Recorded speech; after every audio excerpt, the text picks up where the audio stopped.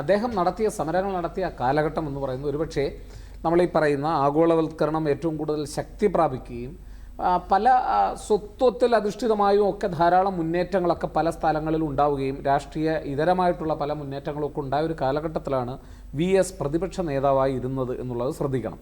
അതുകൊണ്ട് തന്നെ അദ്ദേഹം ഉയർത്തിക്കൊണ്ടുവന്ന പ്രശ്നങ്ങൾ പലപ്പോഴും പാർട്ടിക്കുള്ളിൽ ചില സ്വാരസ്യങ്ങൾ ഉണ്ടാക്കിയിട്ടുണ്ട് എന്നുള്ളത് വാസ്തവമാണ്. അതൊരു പക്ഷേ ഞാൻ ഒരു പാർട്ടി ആകെ ഒരു സ്ട്രക്ചറായി കണ്ടുകൊണ്ട് പാർട്ടിയിലെ എല്ലാവരും ഒരു വശത്തും VS അച്യുതാനന്ദൻ മാത്രം മറുവശത്തും എന്നുള്ളതല്ല. പാർട്ടി തന്നെ ഒരു മാറ്റത്തിന് വിധേയമാകുന്ന ഒരു സന്ദർഭത്തിലാണ്. പ്രത്യേകിച്ച് പലപ്പോഴും നമ്മൾ പഠനത്തിലൊക്കെ കണ്ടിട്ടുള്ള ഒരു കാര്യമാണ് അതിൻ്റെ നേതൃത്വം എടുക്കുന്ന തീരുമാനങ്ങളും അതുപോലെ തന്നെ ലോക്കൽ നേതൃത്വങ്ങളും ലോക്കൽ ജനവിഭാഗങ്ങളിൽ താഴെത്തട്ടിലെടുക്കുന്ന തീരുമാനങ്ങളും ഏറ്റവും കൂടുതൽ സംഘർഷത്തിലേക്ക് പോയ അങ്ങനെ ഒരു മാറ്റം പ്രതിഫലിച്ച ഒരു കാലഘട്ടത്തിലാണ് അദ്ദേഹം പ്രതിപക്ഷ നേതാവായിരുന്നത്. പക്ഷേ VS അച്യുതാനന്ദൻ്റെ കാലഘട്ടത്തിൽ അത്തരം സംഘർഷങ്ങൾ പാർട്ടിയിൽ പൊതുവെ ഏറിയ പങ്ക് കുറവായിരുന്നു എന്നുള്ളതാണ്. പ്രത്യേകിച്ച് പ്രാദേശിക നേതൃത്വവും മുകൾ തട്ടിലുള്ള നേതൃത്വവും തമ്മിലുള്ള ഇത്തരത്തിലുള്ള പ്രശ്നങ്ങൾ എന്ന് പറയുന്നത് പരിഹരിച്ചു കൊണ്ടുപോകുന്നതിലും അല്ലെങ്കിൽ താഴെ തട്ടിൽ എടുക്കുന്ന നിലപാടുകളോട് ഏറിയ പങ്കും യോജിച്ചു പോകുന്ന നിലപാടുകളും ഒക്കെ ആയിരുന്നു VSൻ്റേത് എന്നുള്ളതാണ്. പക്ഷേ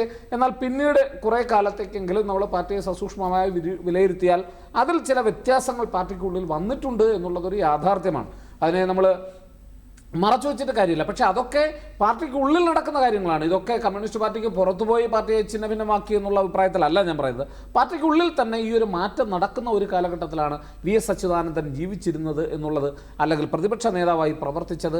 അതാണ് അദ്ദേഹത്തിന്. അതുകൊണ്ടാണ് ഞാൻ പറഞ്ഞത്. ഇപ്പം ഇവിടെ ആദിത്യൻ പറഞ്ഞൊരു കാര്യമുണ്ട്, അദ്ദേഹത്തെ അവസാന കമ്മ്യൂണിസ്റ്റ് പറയുന്നത്. അപ്പം അതിന് പല കാഴ്ചപ്പാടുകൾ പലരും അങ്ങനെ വ്യാഖ്യാനിക്കുന്നുണ്ട്. എന്തുകൊണ്ട് ഇങ്ങനെയുള്ള അഭിപ്രായങ്ങൾ വരുന്നു എന്ന് നമ്മൾ ആലോചിക്കണം.